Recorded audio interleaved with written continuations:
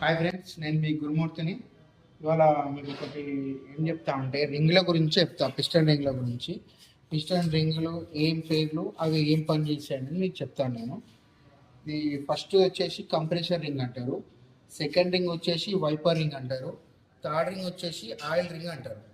So ఈ రింగ్ల working ఏంటంటే, పైన ఉన్న ఈ రింగ్ అయితే ఏదైతే ఉంటుందో, మనం కంప్రెస్ అయినప్పుడు కిందికి కంప్రెసర్ లీక్ కాకుండా ఆపే పని చేసేది కంప్రెసర్ రింగ్.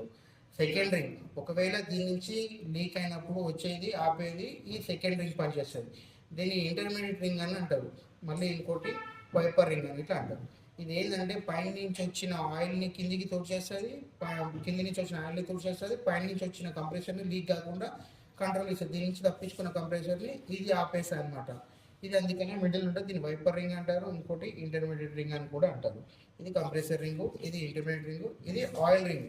ఏదైతే మన బోర్ ఏరియాలో మనకు కిందికి రబ్ అయ్యే టైంలో ఆయిల్ సర్క్యులేషన్ కావాలి కదా, అది చేసేది ఇది oil ring. Oil ring work అది చేసేది. ఇది compressor ring, wiper ring, oil ring. ఈ మూడు రింగులు ఏ వెహికల్కైనా దేనికైనా ఇవే రింగులు ఉంటాయి. ఓకేనా ఫ్రెండ్స్? ఇది ఈ రింగుల వర్క్. ఇన్ని రింగులు ఉంటాయి. ఆ ఒక రింగు పేరు. బాయ్.